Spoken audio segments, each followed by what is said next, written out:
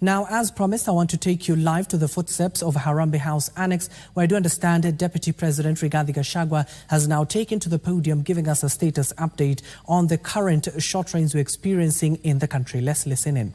Is El Nino or not, whether there is above rain or not, and the whole of that.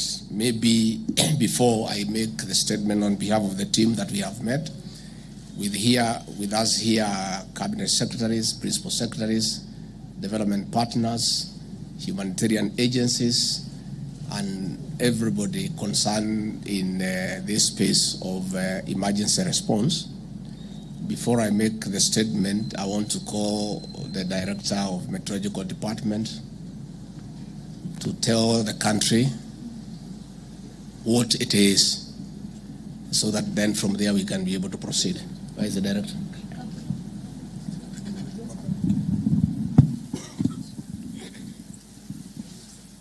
Thank you, Your Excellency. Na hamjambo wananchi.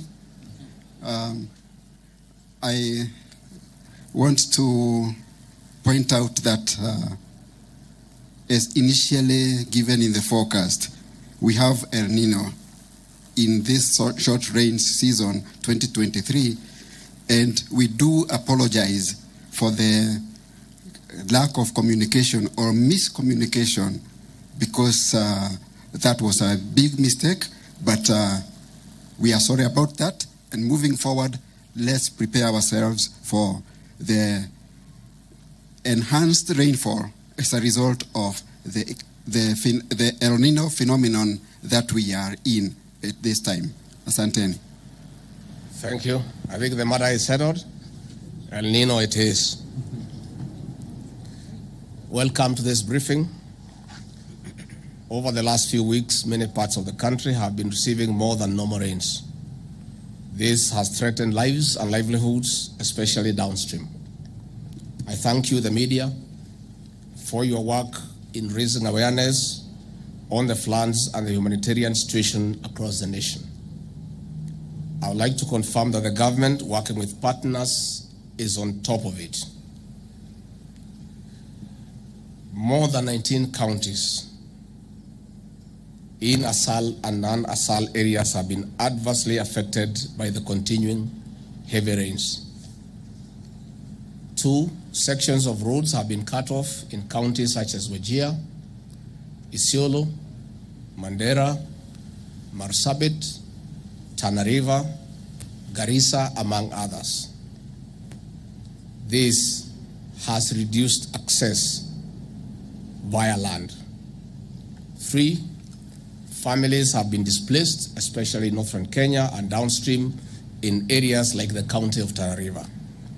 4 efforts are ongoing on documentation of missing persons, livestock lost, and the crops destroyed to the enhanced rains.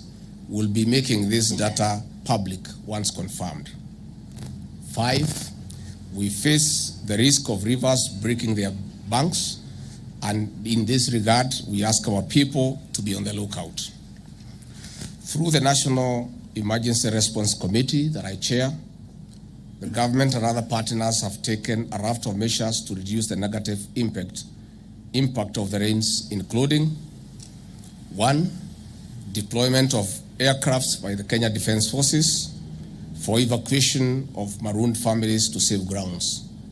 As we speak, we are delivering KCSC examinations to areas disconnected due to damaged roads. In working with our development partners, counties, and other key agencies, we are distributing food, maize, rice, beans, and cooking oil, and non-food items to tens of families affected to reduce their suffering. We have activated multi-agency teams and mobilized technical and financial resources for easier response. The Emergency Response Committee is coordinating a consolidated approach for efficiency and effective action. This is preventing duplication of the response, as well as ensuring no place or person is left behind. We are also supplying safe and clean water and addressing other sanitation concerns in the various rescue centers. We are also monitoring the progress of the rain patterns for measures of averting catastrophic outcomes. The Ministries of Health and Agriculture are also on the ground monitoring the situation to prevent possible outbreak of diseases, including animal diseases. Mobile health facilities are being put in place in areas where infrastructure has been destroyed or marooned. The Kenya Defence Forces is running an operation center at the Kenya Defence Forces headquarters. The Ministry of Interior and National Administration is providing security response round the clock and assisting in monitoring the situation and updating all the other agencies in real time. The Ministry of Roads and Transport is undertaking emergency repair and rehabilitation of roads to improve access. We are also unclogging waterways and other drainage systems. With weather projections pointing to a possible prolonged rains up to the first quarter of 2024, we are keen on sharing safety messaging, especially sensitizing of communities living in lowlands and landslide-prone areas to evacuate to safer grounds. We are also sharing distress call numbers to the public to ensure that people can report and ask for swift assistance in case of emergencies. On this note, we'll call upon you, the good people of our media, to work with us in raising awareness on the threats and risks to avert loss of lives and livelihoods. Again, we appeal to our development partners for enhanced financial and logistical support. 2, we also appeal to the private sector to complement the government's interventions by setting aside and dedicating more resources. On the other hand, we take this opportunity to request the county governments to reallocate resources to mitigate this emergency. I would like to call upon humanitarian organizations, counties and our development partners, and other stakeholders and communities to continue working as a team to prevent escalation of the humanitarian situation. I take this opportunity to assure the nation that all necessary resources will be deployed to ensure their safety, security, and comfort for our people and their property. I thank you. Iko swali?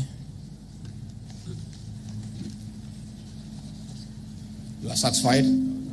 Thank you very much. Thank you very much. Your Excellency, just one moment for our group photo as the sound team takes the mic.